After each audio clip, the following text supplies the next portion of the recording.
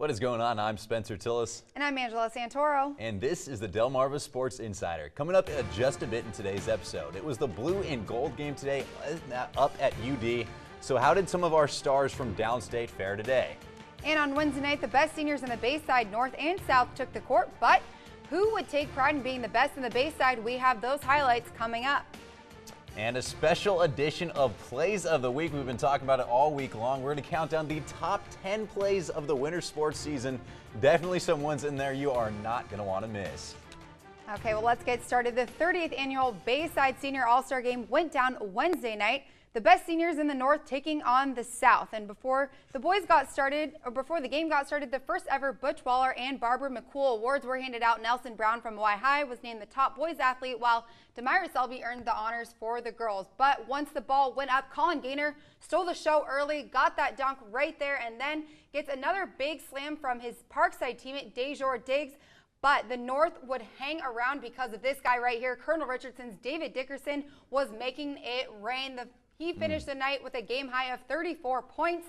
Third quarter now, though, and it's Easton's Leon Flournoy who was making the highlight reel. This was one of his 4 dunks on the night, but the South would pull away late in this one. A 3-ball right here from Jawan Williams as the South would take this one 114 to 107.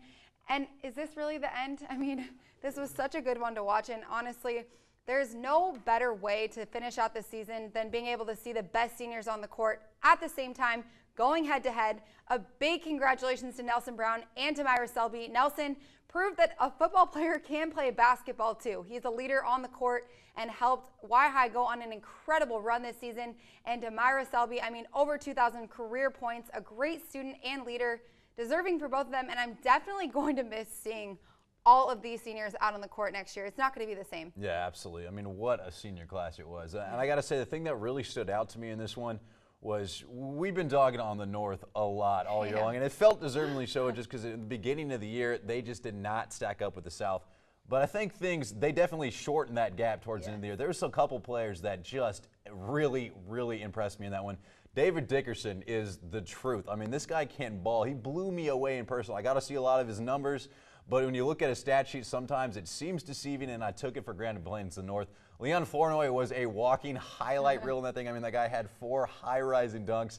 I mean, the South, in my opinion, is still the better conference, still has the better top players, but the North isn't the joke that we made them out to be, especially me throughout the entire year. I mean, they definitely closed that gap. Like I said, Dickerson was the real deal. 34 points, and he was scoring from the outside, posting up, getting rebounds. I mean, they got a bunch of players that were quality, and it was a shame that I guess they didn't have more matchups with the South towards the end of the year when I think they started kind of finding their groove a little more. Yeah, I definitely agree with that. But we cannot forget about the girls. Wednesday night, just before the boys took the court, the Bayside Senior All-Star Game, the girls earned their right to shine as well, and they're going to find out who the best in the Bayside was also. Now, the South jumped out to a quick lead in this one after Mardella's Diamond Trader gets into the lane and puts it away.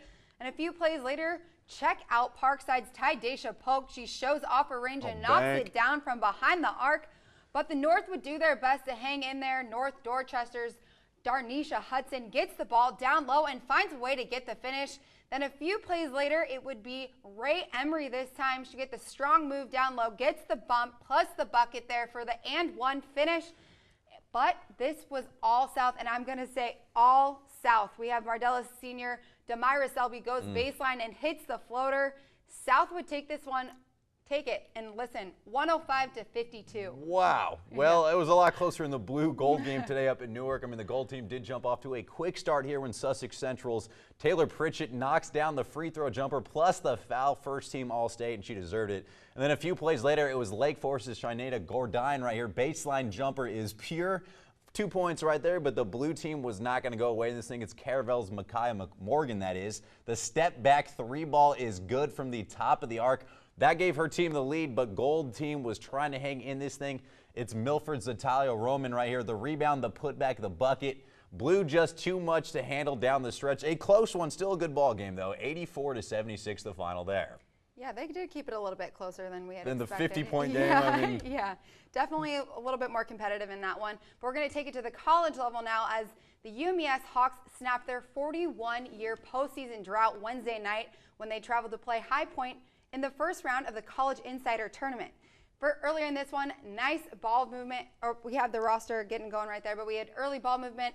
Nice right there. You have Ryan Andino. He spots up in the corner, and the freshman knocks the ball down. A few plays later, it would be throwing it up to Mike Myers. I mean, I got a little tripped up by that because I was too busy watching that dunk. But still, the Hawks would be trying to play catch up, and this would help. Devin Walker finds himself open downtown and lets it fly, puts that one away. And then it'd be Devin Martin getting into the scoring action, gets the steal in the one-handed flush.